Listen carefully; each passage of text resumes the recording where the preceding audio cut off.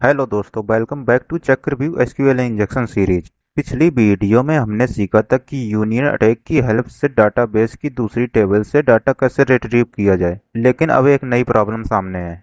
मान लीजिए डाटाबेस में एक यूजर टेबल है जिसमें दो इम्पोर्टेंट कॉलम है, एक यूजर नेम और दूसरा पासवर्ड। लेकिन वेबसाइट रिस्पॉन्स में सिर्फ एक ही कॉलम से टेक्स्ट डाटा डिस्प्ले कर सकती है। तो क्या किसी तरह दोनों कॉलम का डाटा एक कॉलम के रिस्पॉन्स में लाया जा सकता है? आज की लैब में हम इसी कॉन्सेप्ट को समझेंगे। सबसे पहले एक एग्जांपल से समझते हैं।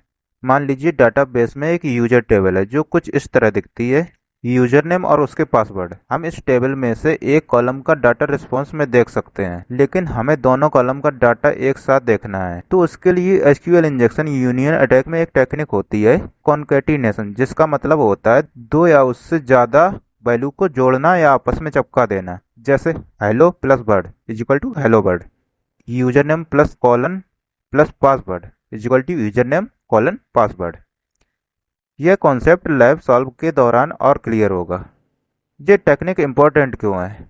क्योंकि आगे चलकर कई सिचुएशन ऐसी आती हैं जहां सिर्फ एक ही टेक्स्ट कॉलम अवेलेबल होता है और मल्टीपल वैल्यू रिट्रीव करनी होती हैं। ऐसी सिचुएशन में कॉन्केटिनेशन बहुत काम करता है। तो चलिए आ जाते हैं अपनी लिनक्स मशीन पर।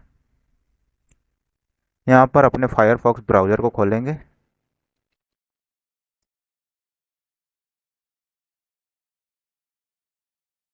यहाँ पर सर्च करेंगे पोर्ट सीगर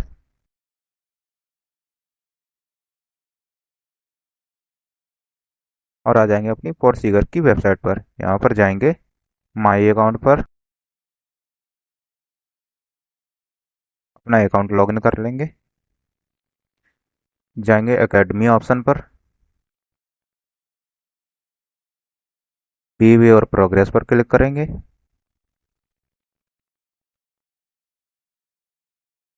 हम पहुंच चुके हैं अपनी एसक्यूएल इंजेक्शन की चल रही सीरीज पर। इसको यहाँ से रिज्यूम कर लेंगे। रिज्यूम करने के बाद हम आ चुके हैं उस लैब पर जो हमने लास्ट वीडियो में सॉल्व करके देखी थी। यहाँ से कंटिन्यू पर क्लिक करेंगे।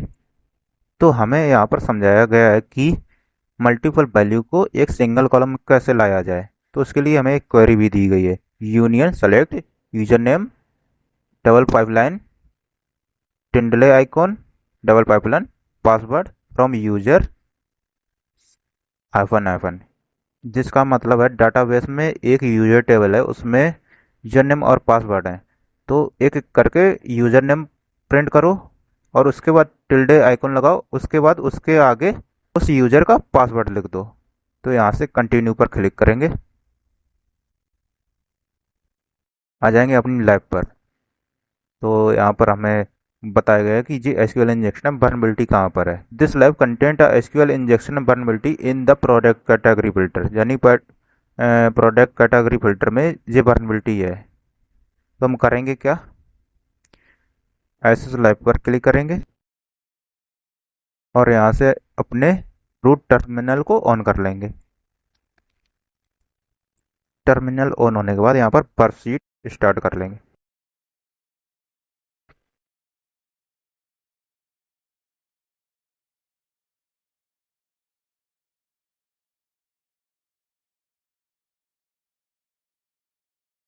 वेबसाइट पर आएंगे और फॉक्सी प्रॉक्सी को यहाँ से ऑन कर लेंगे। फॉक्सी प्रॉक्सी ऑन करने के बाद क्लिक करेंगे किसी भी कैटेगरी पर, जैसे कि मैं फूड एंड ड्रिंक पर क्लिक करता हूँ। इस पर क्लिक करने के बाद अपने परस्यूट में जाएंगे, प्रॉक्सी में जाएंगे, HTTP हिस्ट्री में जाएंगे। यहाँ पर चेक करेंगे फिल्टर कैटेगरी, ये रही फिल्टर कैटेगरी। इस पर क्लिक करेंगे, सेंड टू रिपीटर करेंगे, रिपीटर पर जाएंगे। अब हमें अपनी क्वेरी को यहाँ पर डालना है।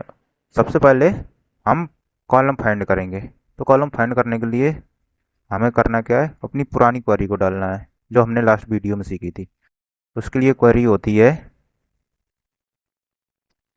यूनियन सेलेक्ट नल हाइफन हाइफन। जैसे हम इतना लिखकर सेंड करेंगे तो हमें पता चल जाएगा इसमें कितने कॉलम है। रिस्पॉन्स में हमें एरर देखने को मिला, यानी यहाँ पर एक से ज़्यादा कॉलम है। तो हम करेंगे क्या, नल के बाद कॉमा लगाएंगे और एक बार और नल लिखेंगे।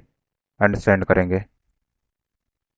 सेंड करने के बाद 200 ओके का मैसेज देखने को मिला, यानी कि यहाँ पर 2 कॉलम है। अब हमें पता चल चुका है 2 कॉलम है, तो हमें अब ये पता करना है कि कौन सा कॉलम टेक्स्ट डाटा एक्सेप्ट कर रहा है। तो उसके लिए हम करेंगे क्या, यहाँ से नल को हटाएंगे, वहाँ कोई भी स्ट्रिंग डाल देंगे। स्ट्रिंग डालने का तरीका होता है उसे सिंगल कोड में या डबल कोड में लिखा जाए।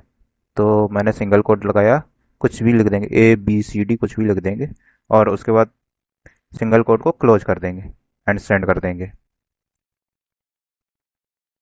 सेंड करने के बाद रिस्पांस में हमें फिर से एरर देखने को मिला। हम करेंगे क्या, इस स्ट्रिंग को यहाँ से कट कर लेंगे और कॉमा को हटा देंगे यहाँ से। नल के बाद कॉमा लगाएंगे, उस स्ट्रिंग को यहाँ पर रख देंगे और सेंड करेंगे। जैसे ही सेंड किया हमें 200 ओके का मैसेज देखने को मिला। अब हमें यूजर नेम और पासवर्ड फाइंड करने के लिए करना क्या है, अपनी वेबसाइट पर जाएंगे, वापस आएंगे, यहाँ पर सोल्यूशन या एंड चेक करेंगे, पर सोल्यूशन चेक करेंगे। सोल्यूशन में हमें वो क्वेरी दी है जो हमें यहाँ पर डालनी है। तो यहाँ पर क्वेरी दी हुई है union select null comma user name double pipeline tilde icon double pipeline password plus from plus users hyphen hyphen, जिसको हम अभी समझा चुके हैं।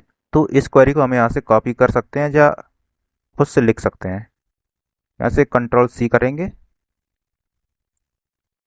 और अपने वर्कशीट पर आएंगे। अब यहाँ से हम अपनी पुरानी क्वेरी को हटा देंगे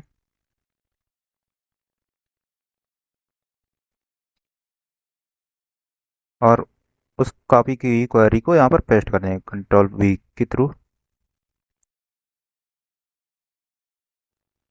plus union plus select plus null comma user name double pipeline tilde icon double pipeline password plus from plus users double icon, और इसको अब सेंड कर देंगे।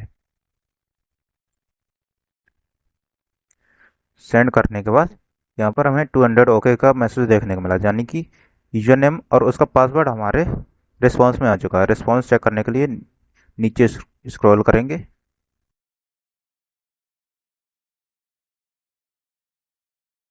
ये देखिए हमारी क्वेरी यहाँ से स्टार्ट हुई है, यानी इसके नीचे कहीं पर हमें यूजर नेम और उसका पासवर्ड देखने को मिलेंगे।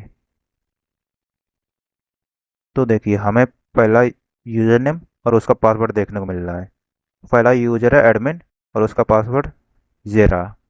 उसके बाद दूसरा यूजर भी देख लेते हैं, नीचे जाएंगे, दूसरा यूजर रहा वाइनर और उसका पासवर्ड ऐसी। तीसरा यूजर भी हमें यहाँ पर देखने को मिलेगा, अगर होगा तो। ये रहा कार्लोस। जैसा कि हमें वेबसाइट पर बताया गया कि एडमिनिस्ट्रेटर का अकाउंट हमें लॉगिन करना है, तो एडमिनिस्ट्रेटर का अकाउंट लॉगिन करने के लिए यहाँ से एडमिनिस्ट्रेटर को कॉपी करेंगे और अपनी वेबसाइट पर जाएंगे, माई अकाउंट पर जाएंगे। माई अकाउंट में यूजर नेम की जगह एडमिनिस्ट्रेटर डाल देंगे और यहाँ से अब पासवर्ड को कॉपी कर लेंगे Ctrl+C के थ्रू, और पासवर्ड में उस पासवर्ड को डाल देंगे। लॉगिन बटन पर जैसे ही क्लिक करेंगे लैब सॉल्व हो जाएगी।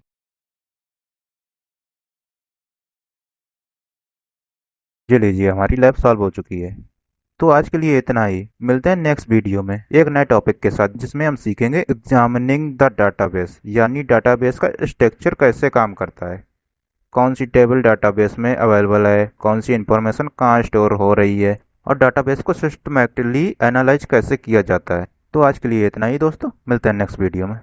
तब तक के लिए वीडियो को लाइक करें, चैनल को सब्सक्राइब करें।